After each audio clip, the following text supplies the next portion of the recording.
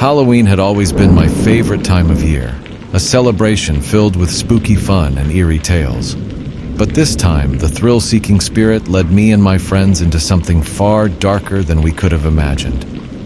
It all started when I stumbled upon an obscure mention of a remote campsite while scrolling through forums for haunted places. The name of the place was simple: Black Hollow Woods. The description was vague, but one phrase stood out: those who camp in Black Hollow on Halloween rarely come back. Naturally, this piqued my interest. As a horror enthusiast and writer, the idea of spending Halloween in such a place was too tempting to resist. I convinced my two closest friends, Robert and Michael, to join me. With our gear packed, we set off on what we thought would be the ultimate Halloween adventure. We arrived in the small town that bordered Black Hollow Woods a day before Halloween. The town itself was oddly quiet, the streets deserted, and the air heavy with an unnatural stillness. Shops were closed, and the few residents we did see avoided eye contact, retreating into their homes as soon as we approached. "This place is giving me the creeps," Robert muttered, glancing around nervously. "Why is it so deserted?" "I have no idea," I replied, sharing his unease. "It's like the entire town has shut down for some reason." "Let's just focus on finding a place to set up camp," Michael said, trying to keep the mood light. "We came here for an adventure, right?" We ventured deeper into the woods, the towering trees casting long, dark shadows as the sun dipped below the horizon. The path was overgrown and rarely used, adding to the sense of isolation. After what felt like hours, we finally found a clearing to pitch our tents. As we set up camp, the silence was oppressive. No chirping crickets, no rustling leaves, just an eerie, all-encompassing quiet. The air grew colder, biting at our exposed skin despite the layers we wore. "Doesn't this place feel off to you?" Robert asked, his voice barely cutting through the silence.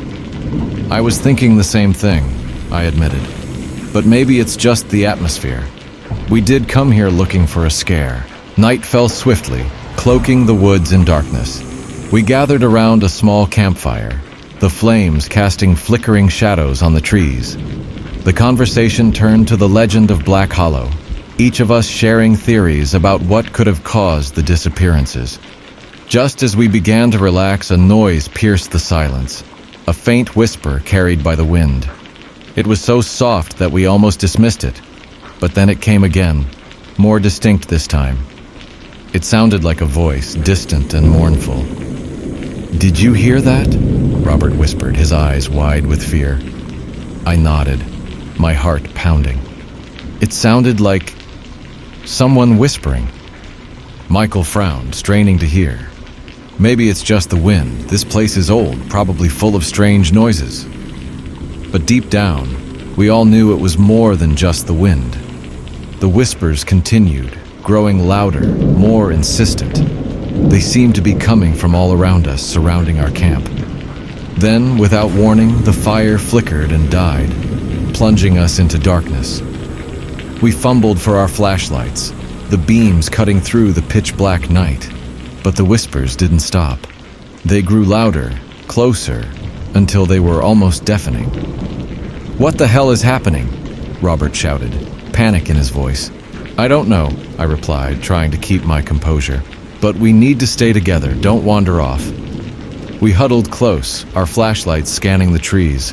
The forest seemed to close in on us, the shadows growing longer and more menacing. The whispers had turned into a chorus of voices, each one more desperate and anguished than the last. And then we saw it, a figure emerging from the darkness, tall, gaunt, and shrouded in tattered clothing, its face obscured by a hood. It moved slowly, deliberately, as if it had all the time in the world. Who's there?" Michael stammered, his flashlight trembling in his hand. The figure didn't respond. It stopped just at the edge of the clearing, its presence overwhelming. The whispers ceased, replaced by an oppressive silence. Then, in a voice that was barely more than a rasp, it spoke. "Why have you come here?" The figure stood at the edge of our campsite, a silhouette against the darkness. Its question lingered in the air, heavy and foreboding. "Why have you come here?" I swallowed hard, my throat dry. "We're just camping," I managed to say, my voice shaky. We didn't mean any harm. The figure didn't move, didn't speak again. It just stood there, watching us with an intensity that made my skin crawl. The silence was suffocating, the weight of its presence pressing down on us like a physical force. Robert stepped forward, his flashlight trained on the figure. "Who are you?" he demanded, trying to sound braver than he felt. "What do you want?" The figure finally moved, raising one hand slowly. It pointed towards the deeper part of the woods where the trees grew thicker and the darkness seemed almost impenetrable. "Leave," it whispered, "before it's too late." Without another word, the figure turned and vanished into the shadows, leaving us alone in the oppressive silence. The forest seemed to breathe again, the whispers fading into the night. Michael was the first to break the silence. "What the hell was that?" he asked, his voice trembling. "Did you see how it just disappeared?" "I don't know," I replied, still trying to process what had just happened. "But I think we should listen. Maybe we should leave." Robert shook his head, his expression a mix of fear and stubbornness. "We came all this way for a reason. We can't just leave because of some creepy old guy." "But what if he's right?" I argued. "What if something bad happens if we stay?" Michael nodded in agreement. "I'm with you. This place doesn't feel right. We should pack up and go." Reluctantly, Robert agreed. We quickly dismantled our tents and gathered our belongings, our movements hurried and tense. The forest seemed to close in around us, the trees whispering secrets we couldn't understand. As we made our way back towards the path, the feeling of being watched intensified.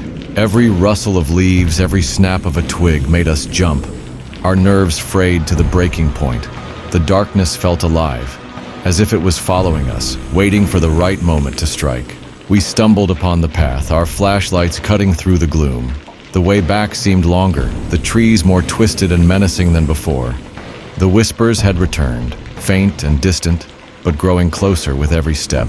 Then out of the corner of my eye, I saw movement, a shadow darting between the trees, too quick to be an animal. I stopped, my heart pounding in my chest. "Did you see that?" I whispered, my voice barely audible.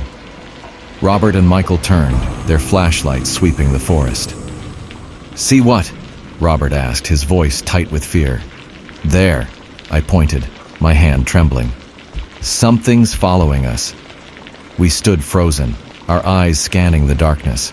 The shadows seemed to shift and dance, playing tricks on our minds. But then we saw it, a figure just like the one from before, standing a few yards away. It didn't move, didn't speak, just watched us with that same unsettling intensity. "We need to run," I whispered, my voice trembling. "Now!" Without waiting for a response, I took off down the path, my friends close behind. The forest blurred around us as we sprinted, our breath coming in ragged gasps. The whispers grew louder, more urgent, as if they were chasing us, urging us to leave. But no matter how fast we ran, the figure seemed to keep pace, always just out of reach, always watching. It was as if the forest itself was alive, conspiring to keep us trapped in its dark embrace. Finally, we broke through the tree line, the sight of our car a beacon of hope in the darkness. We piled in, slamming the doors shut and locking them, our hearts pounding in our chests. I fumbled with the keys, my hands shaking before finally starting the engine. As we sped away from Black Hollow Woods, the whispers faded into the distance, the oppressive silence lifting. But the memory of that figure, of those haunting eyes, stayed with us. We didn't stop driving until we were miles away, the forest a distant nightmare. Sitting in the safety of our car, we tried to make sense of what had happened. But no matter how we looked at it, one thing was clear. Black Hollow Woods was no ordinary place, and whatever lurked within its shadows, it had let us go this time. But the question remained, why? We drove through the night, the weight of what we'd experienced hanging heavily in the car. None of us spoke, each lost in our thoughts, trying to make sense of the strange and terrifying events in Black Hollow Woods. The farther we got from the forest, the more it felt like a distant, surreal nightmare, but deep down we knew it wasn't over. By dawn, we reached a small diner in a neighboring town. Exhausted and shaken, we stumbled inside, seeking the comfort of warmth and light. The place was nearly empty, save for a couple of locals and a tired-looking waitress who gave us a concerned glance as we took a seat. "What happened to you guys?" she asked, pouring us coffee. "You look like you've seen a ghost." I exchanged a glance with Robert and Michael before deciding to tell her everything. As I recounted our night in Black Hollow Woods, her expression shifted from curiosity to something closer to fear. "You were in Black Hollow?" she asked, her voice hushed. "On Halloween?" We nodded, the tension thick in the air. "You're lucky to be alive," she said, leaning in closer. "Most people who go there don't come back. There's something in those woods, something ancient and malevolent." "What is it?" Michael asked, his voice low. The waitress glanced around nervously before continuing. "They call it the Watcher. No one knows exactly what it is, but it's been there for as long as anyone can remember. Every Halloween it wakes up and it takes people." "Takes them where?" I asked, my pulse quickening. "No one knows," she replied. "The few who've made it back don't talk about what they saw. But they're never the same. It's like a part of them gets left behind in those woods." We sat in stunned silence, the weight of her words sinking in. The figure we saw, the whispers, the oppressive silence, it all made sense now. We had encountered the Watcher, and somehow we had been spared. "Why did it let us go?" Robert asked, voicing the question that had been nagging at all of us. The waitress shook her head. "Maybe it saw something in you, something it didn't want. Or maybe it's waiting, watching, for the right time. All I know is you're lucky. And if you're smart, you'll never go back." We finished our coffee in silence, the gravity of our narrow escape settling over us. As we left the diner, the morning sun casting long shadows on the empty streets, I couldn't shake the feeling that the Watcher was still with us, lurking just beyond the edge of our reality. The drive back to the city was quiet, each of us lost in our thoughts. The experience had changed us, leaving an indelible mark. We had gone seeking a thrill, a story to tell, and we had found something far more sinister. In the weeks that followed, life returned to normal, or as normal as it could be after such an encounter. But every now and then, in the quiet moments, I would hear the faintest whisper on the wind, a reminder of that fateful night in Black Hollow Woods. One evening, as I was going through the photos we had taken before things went wrong, I noticed something chilling. In the background of one of the shots, barely visible among the trees, was the figure, the Watcher. It had been there all along, watching us from the shadows, waiting. I deleted the photo immediately, but the image was burned into my memory. I knew I would never forget the Watcher, nor the terrifying truth we had uncovered. And though we had escaped with our lives, a part of me knew the Watcher was still out there, watching, waiting for its next victims. Black Hollow Woods had let us go, but its dark secrets would haunt us forever. The forest was old, the kind that carried secrets in its soil and stories in its wind. It stretched for miles, a labyrinth of towering pines and thick undergrowth, untouched by time or human interference. Henry wouldn't have chosen this place for a camping trip, not under normal circumstances, but normal had ceased to exist months ago. He adjusted the straps on his backpack and glanced at his companions. Claire, his younger sister, walked a few paces ahead, her auburn hair catching the fading light. She hadn't said much since they left the car, her usual chatter replaced by a silence that mirrored his own unease.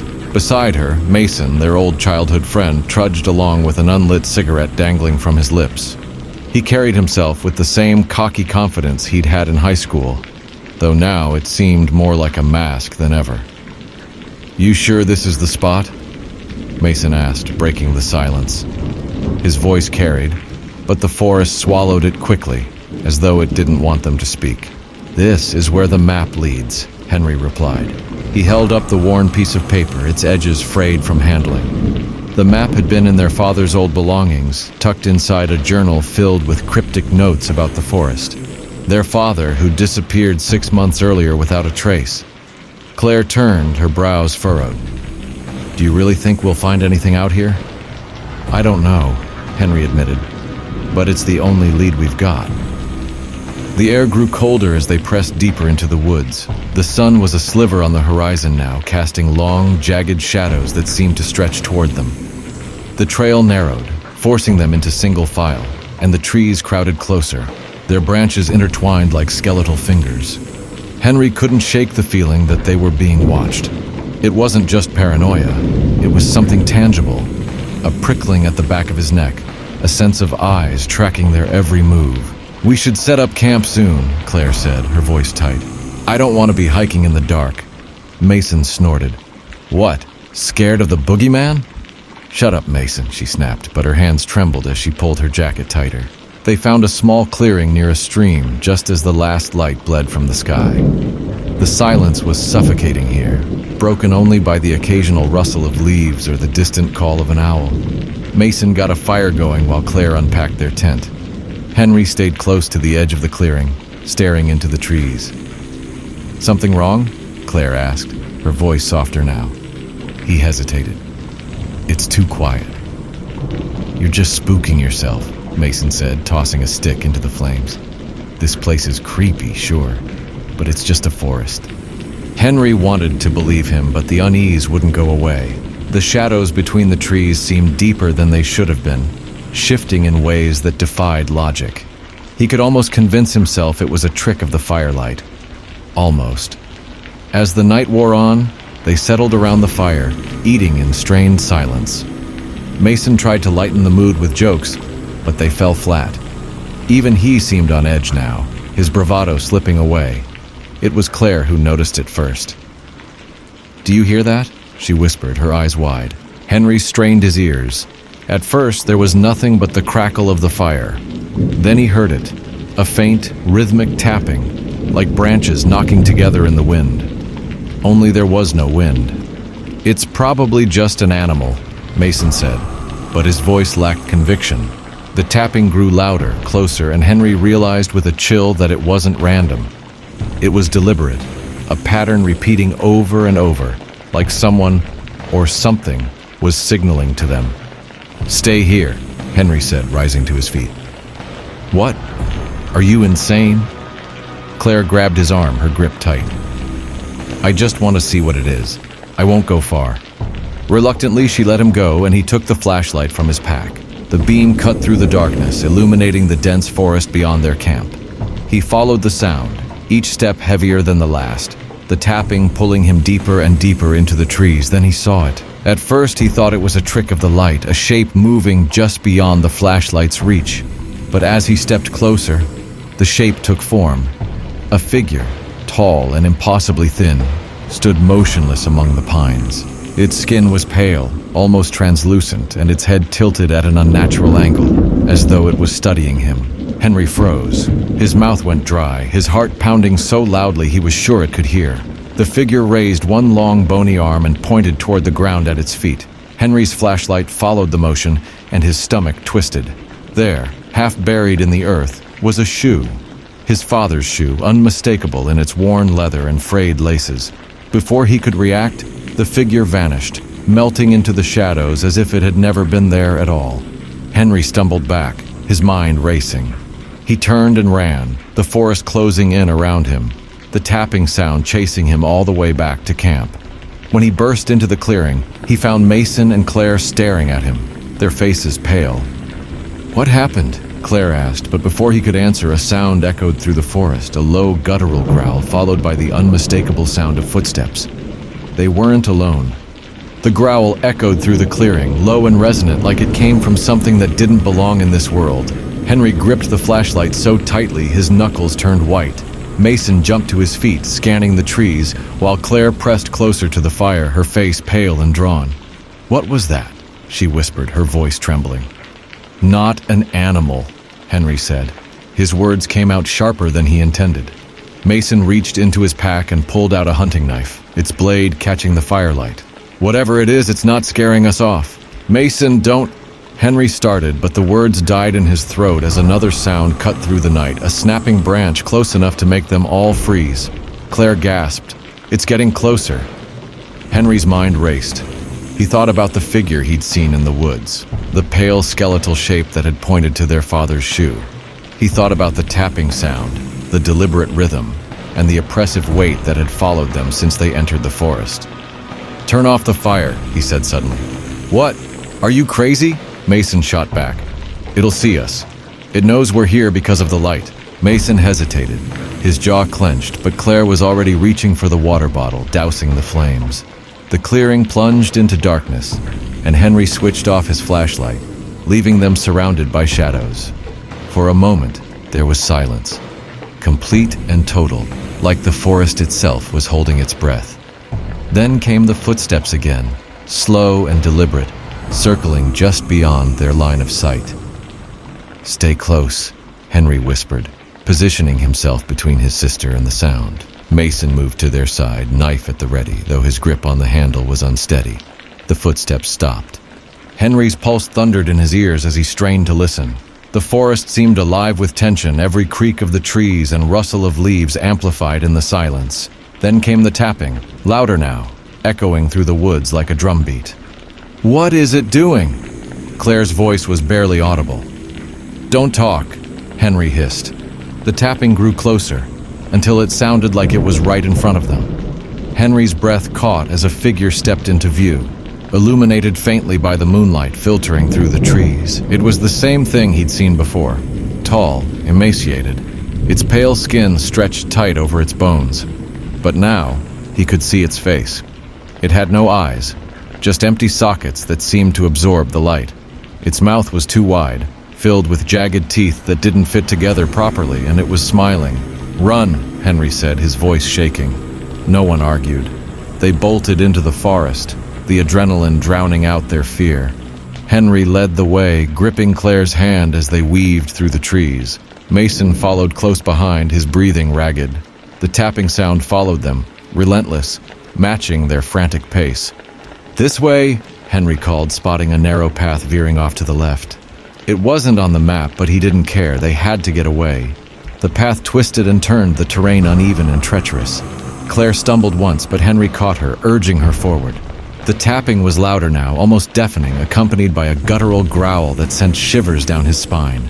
Finally, they broke into another clearing. This one was different. It felt wrong. The trees here were dead, their gnarled branches reaching upward like skeletal hands. The ground was bare, covered in a thin layer of ash. "What is this place?" Mason asked, his voice hoarse. Henry didn't answer. His attention was drawn to the center of the clearing, where a large flat stone lay half buried in the ground. Strange symbols were etched into its surface, glowing faintly with an otherworldly light. "What the hell is that?" Claire whispered, staring at the stone. Before Henry could respond, the tapping stopped. The sudden silence was worse than the noise. It felt heavy, suffocating, as though the air had been sucked out of the clearing. Then they heard it, a low, rasping voice speaking in a language none of them could understand. It came from everywhere and nowhere at once, wrapping around them like a physical force. "We need to leave," Henry said, his voice trembling. "Look." Claire pointed toward the edge of the clearing. The figure was back, but it wasn't alone. More of them emerged from the shadows, identical in their skeletal forms and eyeless faces. They moved in unison, their heads tilting as though studying the three intruders. Mason raised the knife, but Henry grabbed his arm. "Don't. We can't fight them." "Then what do we do?" Mason demanded. Henry's eyes fell on the stone in the center of the clearing.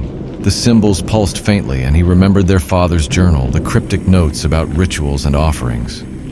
"I think it wants us to leave something," Henry said. "What are you talking about?" Claire asked, panic rising in her voice. "An offering. That's what the journal said. The forest takes what it's owed." Mason looked at him like he was insane. "You're basing this on some old notes? You don't even know if that's what it means." "We don't have a choice," Henry snapped. The figures were closing in now, their movements slow but deliberate. Henry reached into his pocket and pulled out his father's map, the one that had led them here. It felt like the right thing to give, though he couldn't explain why. He stepped forward, heart pounding, and placed the map on the stone. The moment it touched the surface, the symbols flared brightly, and the figures stopped. For a brief, agonizing moment, nothing happened. Then, as if satisfied, the figures melted back into the shadows and the oppressive weight lifted from the air. Henry turned to his sister and Mason. "Let's go. Now." They didn't argue. As they left the clearing, Henry couldn't help but glance back. The stone was dark again, the map gone, but the forest wasn't done with them yet. The trail out of the clearing was different than the one they'd taken in. It twisted unnaturally, like the forest was deliberately guiding them somewhere. The moonlight barely pierced the dense canopy, and every shadow seemed to shift and writhe at the edge of their vision. None of them spoke. The oppressive silence wasn't just in the air, it had burrowed into their minds, numbing their thoughts and freezing their resolve. Henry took the lead, his every step feeling heavier as the trail narrowed, the trees closing in. His mind replayed the vision of the figures, their eyeless faces, their jagged, too wide grins. He couldn't shake the feeling that the stone had been a warning, not a solution. "Do you hear that?" Claire's whisper broke the silence, startling them. Henry stopped. At first he heard nothing but the thudding of his own heartbeat. Then it came. Soft at first, but unmistakable. A whisper. Not words exactly, but a low, rhythmic murmuring that surrounded them, moving through the trees like a living thing. "We need to keep moving," Henry said, his voice firmer than he felt. But the trail was changing again, bending in ways that defied logic. The trees grew denser, their branches gnarled and twisted like the fingers of something long dead. The whispering grew louder, overlapping until it was almost a chant. "What's happening?" Claire asked, panic creeping into her voice. "We're going in circles," Mason said, glancing over his shoulder. His face was pale, his usual bravado completely gone. Henry scanned the ground, searching for something, anything that might help. The journal's notes had been cryptic, but he remembered one phrase that stood out. "The forest gives no escape without payment." "It's the path," Henry said suddenly. "It's not going to let us leave unless we give it what it wants." "What the hell does that mean?" Mason snapped. Henry turned to Claire, his face grim. "Dad wrote about this. He said the forest demands sacrifices." Claire's eyes widened. "Sacrifices? You can't be serious." "I don't know what else to do," Henry admitted. The map wasn't enough. The chanting grew louder, the voices blending into a cacophony that seemed to vibrate in their bones. The trees around them shifted, their bark splitting as though they were alive. "Henry, we need to do something." Claire's voice cracked and she grabbed his arm. Henry thought quickly, his mind racing through the possibilities. They had nothing of value left to give, nothing but themselves. "No," he said aloud, shaking his head. "What?" Mason asked, confused. Henry looked at them both. "It's not just an offering. It's a trade. Dad knew. That's why he never came back. He made the trade to save us." Claire's face crumpled. No, you don't know that." But Henry did. Deep down, he understood what the forest wanted. The symbols on the stone, the figures in the shadows, they weren't just guardians. They were collectors. "I'll stay," Henry said, his voice steady. "What?" Mason and Claire said at once. "I'll stay," he repeated.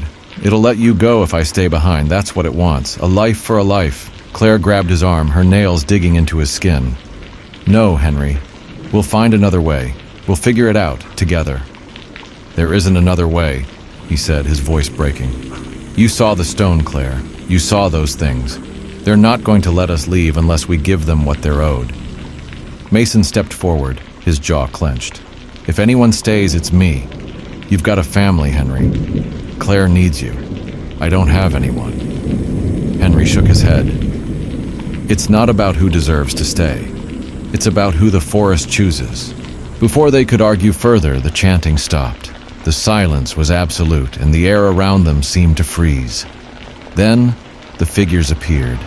They emerged from the trees, their skeletal forms impossibly tall, their eyeless faces fixed on the three of them. They moved in unison, surrounding the group, their presence suffocating. Henry stepped forward, his hands raised in surrender. "Take me," he said. "Let them go." The figures didn't react. They stood motionless, their heads tilted as though considering his offer. Then one of them pointed, its bony hand extending toward Claire. "No!" Henry shouted, moving to block its path. "You can't take her!" The figure stopped, its head tilting again. It pointed at Mason next, then back at Henry. "They're choosing," Claire whispered, her voice trembling. Henry's heart sank as he realized she was right. The figures weren't bound by his sacrifice. They would take whoever they wanted. "I won't let you!" Henry yelled, stepping closer to the nearest figure. The chanting returned, louder than ever, drowning out his voice. The figures moved as one, their skeletal forms melting into the shadows and reforming around them. Henry felt a hand on his shoulder and turned to see Claire, tears streaming down her face. "It's okay," she said. "We'll go together." "No," Henry said firmly. "You have to leave, both of you. I'll hold them off." Before she could protest, Henry pushed her toward Mason. "Go, now!" The figures closed in, their eyeless faces inches from Henry's own. He braced himself, ready to face whatever came next. But then, everything stopped. The forest went still. The chanting ceased, and the figures vanished. Henry turned, expecting to see Claire and Mason gone, but they were still there, staring at him in shock. "What just happened?" Mason asked, his voice barely audible. Henry looked down and saw the journal in his hand, the same one their father had kept. The cover was warm, pulsing faintly like a heartbeat. "The debt's been paid," Henry said, though he didn't understand how. Without another word, they turned and walked away, the forest parting before them. But as they reached the edge of the woods, Henry glanced back and saw the figures watching from the shadows, their eyeless faces unblinking. The forest had let them go, but it would never forget. I remember the night like it was yesterday. I was narrating this to a friend, trying to make sense of what happened years ago. It was the summer after my college graduation, and my closest friends, Jack, Clara, and Evan, decided we needed one last adventure before life pulled us in different directions. We planned a camping trip deep in the Pine Hollow woods, a place Jack swore was untouched beauty. On the drive there, we were laughing, blasting music, and reminiscing about our wild college days. Jack was always the adventurous one, with a knack for finding spots no one else dared to explore. Clara, the skeptic of the group, kept rolling her eyes every time Jack talked about some legend tied to the woods. Evan, our quiet but dependable anchor, just grinned, his camera ready to document every moment. I wasn't sure about the trip, but I couldn't bring myself to back out. After all, it was Jack's idea, and he always made things interesting, sometimes too interesting. We reached the campsite just as the sun dipped below the horizon. The fading light painted the forest in hues of gold and red, and for a moment, it was breathtaking. But as the shadows grew longer, a certain heaviness settled over the air. I couldn't shake the feeling that we were being watched. "This place is wild, huh?" Jack said, setting up his tent. Clara snorted. "Wild is one way to put it. Creepy is another." "You've got no sense of adventure, Clara," Jack teased, tossing a bundle of firewood at her feet. As we got the fire going, the forest came alive with sounds. Crickets chirping, leaves rustling, and the occasional hoot of an owl. It was peaceful, at least for a while. We ate, laughed, and told ridiculous stories. But as the fire dwindled and the night deepened, things began to shift. It started with a sound, soft, melodic, and utterly out of place. It was like a song carried on the wind, faint but unmistakable. I glanced at Jack, expecting him to jump up with some elaborate prank, but he looked as confused as the rest of us. "Did you hear that?" Clara asked, her voice tight. "Yeah," Evan said, tilting his head as if trying to locate the source. "It's beautiful." Jack smirked, but it didn't reach his eyes. "Probably just some bird or something." "Birds don't sing like that," Clara shot back. "It's too human." The song grew louder, weaving through the trees like a siren's call. It was hauntingly beautiful, and against my better judgment, I found myself standing, trying to peer through the dense forest. "It's coming from over there," I said, pointing to a darkened trail that led deeper into the woods. Jack, of course, was the first to grab his flashlight. "Let's check it out." "No way," Clara said firmly. "This is exactly how people die in horror movies." "Come on, Clara," Jack said, grinning. "Where's your sense of adventure?" "I'm with Clara on this one," Evan said, though he didn't sound entirely convinced. "We don't know what's out there." Jack groaned. "Fine. You guys stay here and miss out. But don't cry to me if I find something cool without you." Before I could protest, Jack started down the trail, his flashlight cutting through the dark. I hesitated, torn between my better judgment and not wanting to leave him alone. "Wait up, Jack," I called, grabbing my own flashlight. Evan sighed and stood. "Guess we're doing this." Clara muttered something under her breath but followed reluctantly. The deeper we went, the more the forest seemed to close in around us. The air grew colder, and the song, it was clearer now, a wordless melody that seemed to come from everywhere and nowhere at once. We reached a small clearing, and that's when we saw them, figures dancing in the moonlight. They were faint, almost like shadows cast by an unseen light. Their movements were fluid, otherworldly, and utterly hypnotic. What are they?" Clara whispered, her voice shaking. Jack, for once, was silent, his eyes fixed on the figures. "I don't know," he finally said, his voice low. "But they're beautiful." "No, they're not," Clara said, backing away. "They're wrong. We need to leave." I wanted to agree with her, but I couldn't tear my eyes away. The figures moved closer, their shapes becoming clearer. They weren't shadows. They were people, or at least, they had been. Their faces were smooth, featureless, like blank canvases waiting to be filled. And their eyes, if you could call them that, were empty voids, darker than the night itself. Evan grabbed my arm. "We need to go. Now." But before we could move, one of the figures turned toward us, its head tilting as if it had just noticed our presence. The song grew louder, piercing, and I felt a pull, like an invisible thread tugging me closer. The pull was subtle at first, like the faint tug of a whisper on the edge of my consciousness. I could hear it in the song, a melody so sweet it bordered on intoxicating. My feet shuffled forward without permission, and it took Evan shaking me roughly by the arm to snap me out of it. "Snap out of it!" he hissed, his voice low but urgent. His grip was firm, his eyes wide with fear. Jack, however, seemed completely enthralled. He took a slow, deliberate step toward the figures, his flashlight dangling uselessly at his side. "Do you see them?" he murmured, his voice tinged with wonder. "They're incredible." "No!" Clara stepped in front of him, pushing against his chest. "Jack, stop! We don't know what they are." "They're not hurting us," he replied, his tone oddly calm, as if reasoning with a child. "Maybe they just want to show us something. Or maybe they're luring us to our deaths," Clara snapped, her voice cracking. She turned to me and Evan, desperation etched on her face. "We need to drag him back now." But before we could act, one of the figures moved. It didn't walk, it glided, as if the ground beneath it wasn't real. Its featureless face turned toward Jack, and though it had no eyes, you could feel its gaze boring into him. The melody shifted, growing softer, almost inviting. "Do you hear it?" Jack whispered, his voice barely audible. "It's calling me." "Jack, no!" I shouted, lunging forward. I grabbed his arm and yanked him back, harder than I meant to. He stumbled, snapping out of whatever trance he'd been under, and turned to glare at me. "What the hell, man?" he barked, pulling his arm free. "Don't you see what's happening?" I shot back, my voice trembling.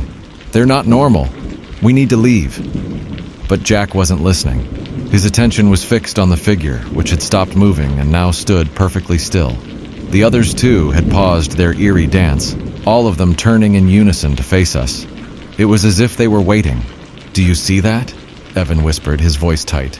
"They're watching us." "I told you this was a bad idea," Clara hissed, backing up toward the edge of the clearing. "We need to get out of here right now." For a moment, none of us moved. The only sound was the wind rustling through the trees and that haunting melody, softer now but no less unsettling. Then, without warning, Jack turned and sprinted toward the figures. "Jack!" I shouted, but it was too late. He was already halfway across the clearing, the beam of his flashlight bobbing erratically as he ran. The figures didn't react. They remained still, waiting. Clara screamed after him, but Evan grabbed her arm, pulling her back. "Don't!" he warned. "We can't follow him."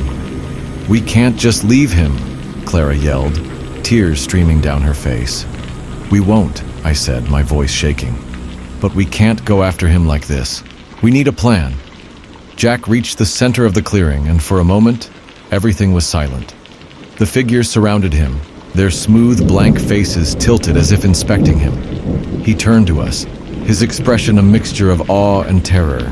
"They're not bad," he called out. "They just want us to—" He didn't finish the sentence. One of the figures reached out, its hand brushing against his face. Jack froze, his body going rigid. His flashlight dropped to the ground, its beam cutting across the grass. "Jack!" Clara screamed, struggling against Evan's grip. The figure stepped back and Jack turned to face us. His face, it was gone. Where his features had been was now a smooth, pale surface as blank and lifeless as the figures themselves. He raised his hands to where his mouth should have been, his body trembling. When he tried to speak, no sound came out, only a faint, hollow wheeze. I felt a surge of terror like nothing I'd ever known. "We have to go," I shouted, grabbing Clara's arm. "No!" she screamed, fighting against me. "We can't leave him. We have to help him." "There's nothing we can do," Evan yelled, his voice cracking. "He's gone. If we stay, we'll end up just like him." The figures began to move toward us, their gliding motions eerily synchronized. The melody grew louder again, wrapping around us like an invisible net. I could feel it pulling at me, trying to draw me back into the clearing. "Run!" Evan shouted, dragging Clara with him. I followed, my heart pounding as we tore through the trees. The melody chased us, growing fainter with each step but never quite disappearing. We didn't stop running until we reached the campsite, our breaths ragged and our legs burning. Clara collapsed to her knees, sobbing uncontrollably. Evan leaned against a tree, his face pale and his hands shaking. What just happened?" I gasped, my chest heaving. "They took him," Clara sobbed. "They took Jack." "We warned him," Evan said, his voice hollow. "He wouldn't listen." I looked back toward the trail, half expecting to see the figures emerging from the shadows, but the forest was still, the only sound the crackling of our dying fire. For now, we were safe, but I couldn't shake the feeling that the woods weren't done with us yet.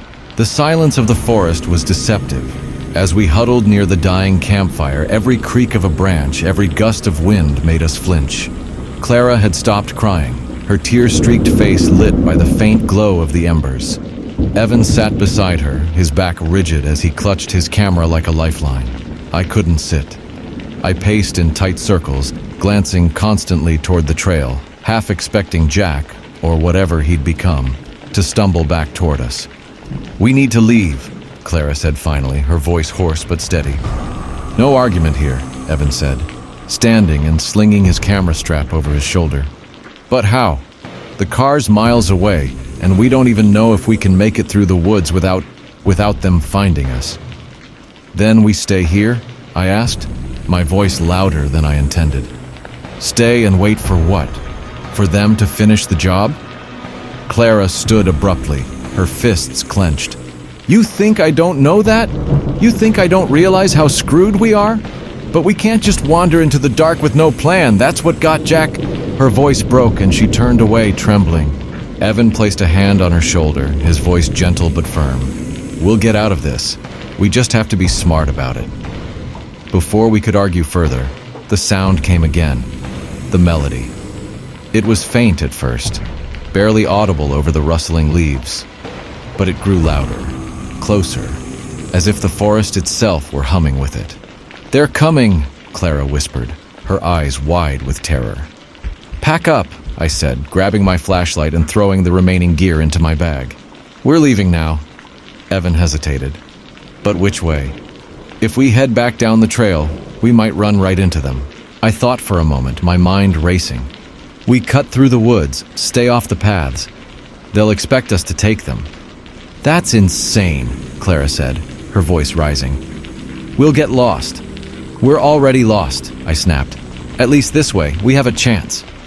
The melody was closer now, winding through the trees like an invisible thread. Shadows danced at the edge of the firelight, shapes that didn't belong to the trees or the swaying branches. Without another word, we plunged into the forest. The woods were a labyrinth of gnarled roots and dense undergrowth. My flashlight barely cut through the dark, its beam bouncing wildly as we stumbled forward. The song followed us, relentless, its haunting notes wrapping around us like a fog. "Keep moving," I urged, glancing over my shoulder to make sure Clara and Evan were still behind me. "I can't," Clara gasped, tripping over a root and falling hard to the ground. Evan helped her up, but she was limping now, her face twisted in pain. "We don't have time," I said, my voice harsher than I intended.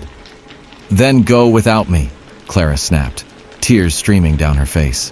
Leave me here. We're not leaving you, Evan said firmly, slinging her arm over his shoulder to help her walk. A sharp crack echoed through the forest, and we all froze. The melody had stopped. The sudden silence was deafening, more oppressive than the song had been. Do you hear that? Evan whispered.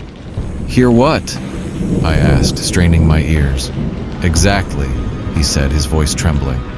The forest. It's too quiet. I hadn't noticed it before, but he was right.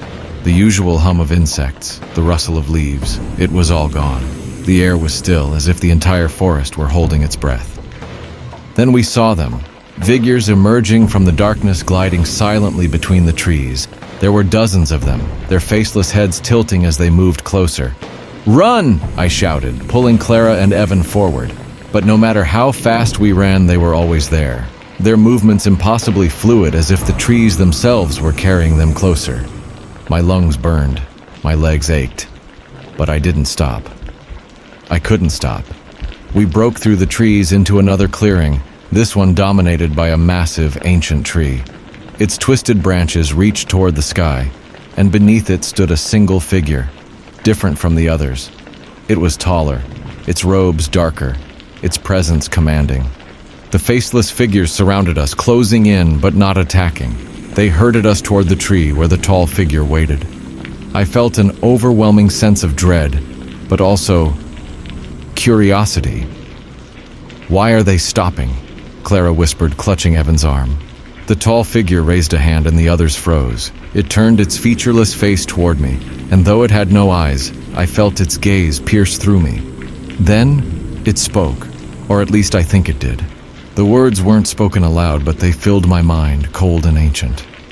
A debt remains unpaid. What do you want? I asked, my voice shaking. The figure tilted its head as if considering me. Then it extended a hand, pointing to Clara. No! I shouted, stepping in front of her. Take me instead. The figure paused, its blank face unreadable. Finally, it nodded. The debt is yours. Before I could react, it raised its hand, and darkness enveloped me. I heard Clara and Evan screaming, but their voices faded as the world dissolved into nothingness. I don't know how long I was gone. When I woke up, I was alone in the clearing. The tree was gone, the figures gone. Clara and Evan were gone.